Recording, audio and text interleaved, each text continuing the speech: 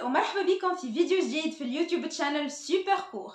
ابتداء من شهر جويلية 2021 سنبدأ بتنزيل فيديوهات منتظمة ومسترسلة. نقدم روحي أنا سيري العطيوي، طالبة سنة رابعة هندسة شعبة كيمياء تحليلية وأدواتية بكلية العلوم بتونس. واليوم باش نقدم لكم ما بريزونطاسيون دو بروجي دو فان داني، مشروع ختم السنة الجامعية اللي ينجم يعاون برشا تلاميذ برشا طلبة أو أي إنسان يحب يعمل بريزونطاسيون أو يقف قدام جوري يحكي بكل طلاقة وتكون أفكاره منظمة avec une bonne reformulation de l'introduction, la problématique et la conclusion.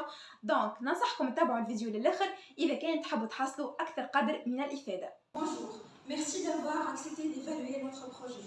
Chers membres du jury, aujourd'hui, nous avons l'honneur de vous présenter notre projet de fin d'année intitulé Initiation du laboratoire de chimie minérale à la démarche de certification selon la norme ISO 17025, réalisée par moi-même au sein du laboratoire de chimie minérale à la faculté des sciences de Tunis sous l'encadrement de M. Adam Megrich. Le plan de notre présentation sera le suivant. Nous commençons par une introduction générale, ensuite nous introduisons le contexte du projet, nous enchaînons avec matériel et méthodes diagnostic et évaluation et nous clôturons notre présentation par une conclusion et les perspectives. De nos jours, la demande de services de qualité a augmenté partout dans le monde en raison de diverses forces de marché telles que l'exportation, les assurances, l'évolution de la science et la concurrence, d'où la qualité est devenue un facteur clé de compétitivité. Par ailleurs, de nombreux secteurs d'activité, tels que les laboratoires, les entreprises, les hôpitaux, cherchent à apporter preuve de leurs compétences.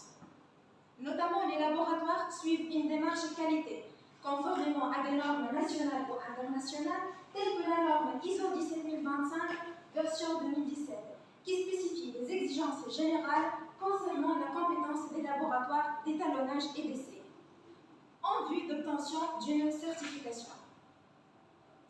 L'avantage de la certification est une reconnaissance formelle et internationale de la compétence du laboratoire, une crédibilité et une pérennité des résultats et de se doter d'une avance sur la concurrence. La certification et les accréditations sont délivrées par des organismes internationaux et des organismes publics existants dans plusieurs pays. On peut citer le COFRAC, Comité français d'accréditation. Aussi, on a ici en Tunisie le TUNAC, le Conseil tunisien d'accréditation. Il a été le premier organisme arabe et le deuxième africain signataire des accords avec l'EA, European Accreditation, et l'ILAC, International Laboratory Accreditation Corporation.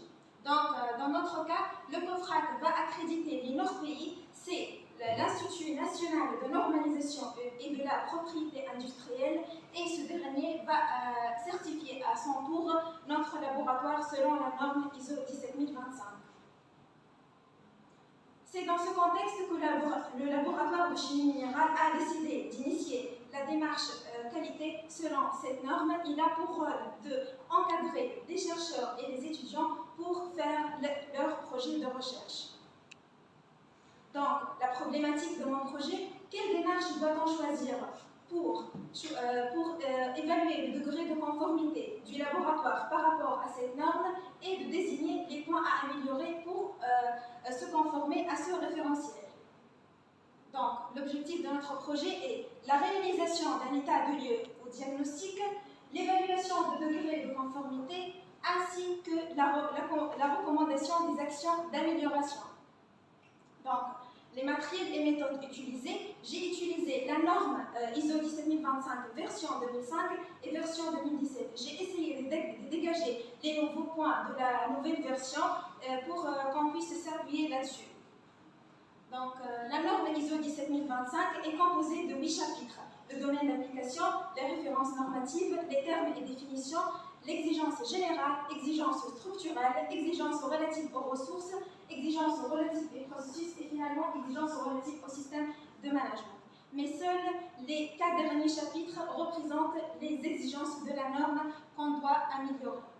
Donc, l'avantage de cette norme est de renforcer la confiance dans le fonctionnement des laboratoires ainsi que d'améliorer et de faciliter la coopération entre les laboratoires et d'autres organismes pour pouvoir donner de meilleurs résultats fiables dans plusieurs pays. Donc, les méthodes utilisées, consultation des documents et fiches internes, interview des personnels, tels que les étudiants, les profs, etc., visite des installations, élaboration des formulaires et des fiches, approche par les risques. Les outils qualité, la route de Deming, le QQ au QCP, qui, quoi, quand, comment et pourquoi, l'arbre de décision ainsi que l'analyse SWOT, Strengths, Weaknesses, Opportunities and Threats. Donc, la démarche que j'ai adoptée, j'ai étudié la norme ISO 17000 2005, j'ai dégagé les nouveaux points, j'ai étudié la norme ISO 17000 version 2017 et j'ai analysé le taux de conformité du laboratoire par rapport à cette norme pour pouvoir déterminer les dysfonctionnements et risques ainsi que les écarts par rapport aux objectifs. Donc, commençons par les exigences générales. Donc, parmi les risques qui peuvent influencer les résultats, ce sont des pressions qui peuvent influencer les résultats, ainsi qu'une perte de confidentialité et d'impartialité et d'objectivité par les étudiants ou bien les chercheurs, ou bien des produits ou réactifs non conformes de la part des fournisseurs. Donc, c'est un niveau de risque très élevé. Il faut le maîtriser par engagement de la direction et du personnel, un code de déontologie et une évaluation régulière des fournisseurs. Pour contrôler ces risques, il faut faire un entretien annuel, une revue de direction, ainsi qu'un audit interne à la fin de chaque année. Donc, les activités de notre laboratoire sont réalisées avec impartialité, mais absence d'identification et du contrôle périodique de ces risques. Donc, l'entrée libre dans le laboratoire, l'environnement non sécurisé et l'absence d'un serveur dédié et protégé sont les principales causes de la perte de la confidentialité. Donc, il faut avoir un serveur dans lequel on peut stocker nos documents et recherches. Dans notre laboratoire, il y a archivage, enregistrement de tous les rapports et les travaux des étudiants, mais on n'a pas un serveur dédié et protégé qu'on puisse utiliser lorsqu'on a un problème informatique ou bien en cas d'accident. Donc, finalement, on a obtenu un taux de 75% de confidentialité et un taux de 60% de conformité pour l'impartialité. Donc, on recommande au laboratoire d'identifier régulièrement ces risques, d'établir une démarche pour éliminer ou minimiser ces risques, ainsi que d'établir un serveur dédié et protégé. Pour les exigences structurelles, l'organigramme et les tâches sont bien définis. On a obtenu un pourcentage de 67% pour la conformité de ces exigences par rapport à la norme. Donc, on conseille le laboratoire de faire une définition et documentation du champ des activités, de faire une organisation structurelle du laboratoire, ainsi que l'exécution de l'activité, il faut qu'elle se fait d'une bonne façon, conforme à la norme ISO 17025. Passons maintenant à l'exigence relative aux ressources. Pour le personnel, il y a un manque de formation de la qualité pour les profs et pour les étudiants, ainsi qu'absence de fiches d'habilitation qui va désigner les tâches journalières des étudiants pour qu'ils soient en forme et qu'ils travaillent conformément au travail demandé. Donc, pour les installations et conditions ambiantes, la propreté est vérifiée dans notre laboratoire, ainsi que l'accès, mais il y a absence de contrôle continu des conditions ambiantes, telles que la température et l'humidité, ainsi qu'il y a un manque de séparation effective entre les hommes.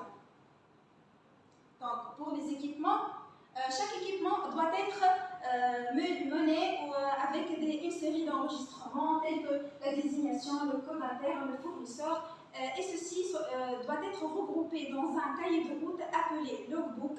Ainsi, on doit mentionner toujours un contrat de maintenance pour pouvoir entretenir nos appareils. Donc, on a surtout absence de techniciens ou ingénieurs présents de manière permanente dans notre laboratoire pour qu'ils puissent faire face à ces dysfonctionnements.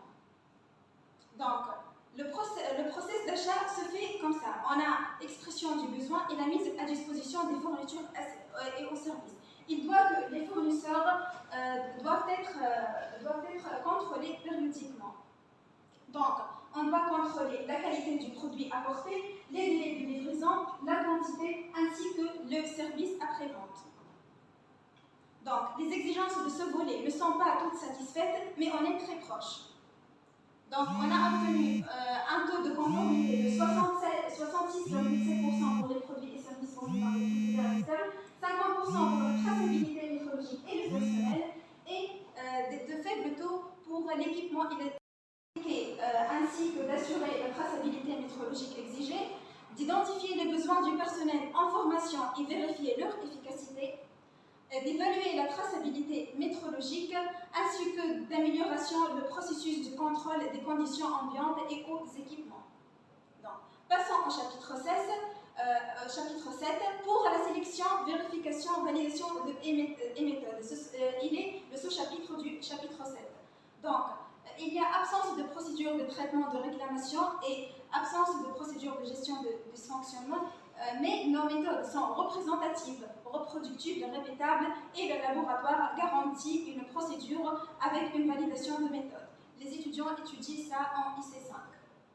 Donc, pour le résultat final du chapitre 7, on voit le contour extérieur représente les exigences de la norme, le graphe représente le taux de conformité par rapport à la norme et les taux vont de 0% à 100%. Donc, on remarque qu'on a un taux de satisfaction de 100% pour l'évaluation de l'incertitude de mesure et les travaux non conformes, un taux moyen pour les maîtrises des données de gestion et l'information de la sélection, vérification des méthodes ainsi que le rapport des résultats, mais il nous manque les enregistrements techniques et les réclamations, traitement des réclamations, ainsi que la manutention des objets d'essai et d'étalonnage. Donc, on conseille le laboratoire de faire une démarche qualité liée à la manutention de ces objets d'essai et d'étalonnage, de faire un enregistrement technique des appareils pour que les résultats deviennent plus fiables. Donc, pour les actions à mettre en œuvre face aux risques et opportunités. Donc, on est face à un manque de temps. Donc, il faut élaborer un plan d'action, choisir les actions prioritaires pour atteindre nos buts. Donc, il y a absence de procédure de gestion de risque et d'entreprendre les actions d'amélioration continue nécessaires. Donc, pour le respect des conditions de projet, si on est face à une mauvaise gestion du temps, il faut faire une rétro-planification, la respecter et l'appliquer. Si on a un retard des tâches, il faut rappeler les tâches au personnel, aux étudiants et les demander avec les résultats. Si on risque d'une modification et diffusion des données à l'extérieur de la fac, il faut faire des fichiers sécurisés qui sont non modifiables, ainsi de sensibiliser les gens de ne pas partager ces données. Donc, si le laboratoire respecte toutes ces procédures, il va garantir l'efficacité et l'unicité de ces résultats, il va attirer des coopérations et élargir ses axes d'activité, ainsi qu'il va essayer de faire l'amélioration continue. Donc, pour le chapitre 8, exigences relatives au système de management, on a la revue de direction. Il y a d'une régulière revue de direction complète du système du management qualité, ainsi qu'absence d'enregistrement des éléments d'entrée et de sortie de cette revue de direction. Donc, le résultat du chapitre 8 est ceci. On peut dire que la majorité des sous-chapitres sont satisfaites partiellement, mais si on agit sur le 0% de l'audit interne et les actions à mettre face devant les risques et les opportunités, on va améliorer ce pourcentage. Donc, on doit agir sur ces deux points. Donc, le niveau de risque est élevé, 87,5 pour l'action à mettre en œuvre devant les risques. Si on l'améliore, on va mettre en place une démarche pour la gestion des risques et opportunités. On va garantir à intervalles planifiés la revue de système du management. Donc, comme résultat final, Les exigences générales, les exigences structurelles, les exigences relatives au processus ont un bon taux de 70%. Mais les exigences relatives au système de management et les exigences relatives aux ressources ont un faible taux, voire moyen. Il faut l'améliorer. Donc, on a obtenu un taux de conformité globale à la norme de 56,57% avec un écart de 43,43%. Finalement, comme conclusion, on peut dire que au niveau du laboratoire, le chapitre 4 est le plus satisfaisant avec un bon taux. Absence de gestion de risques et d'étalonnage des appareils suivant un rapport bien précis, ainsi que le degré de conformité du laboratoire est de 56,6%. Donc, comme conclusion aussi, on a remarqué que les ressources financières actuelles ne peuvent pas répondre à tous ces besoins, mais on peut l'améliorer par une bonne gestion. Comme perspective, il faut sensibiliser, impliquer les chercheurs, étudiants dans la démarche de certification. Nous envisageons aussi l'élaboration d'un plan d'action et réaliser ces actions. Élargir le périmètre de certification pour le service des soutiens de laboratoire, ainsi si on peut à l'échelle de la fac. Et aussi assurer la formation continue et vérifier leur efficacité. La qualité est obtenue par la prévention, pas par le contrôle. Philippe Crosby, merci de votre attention. Merci. صح.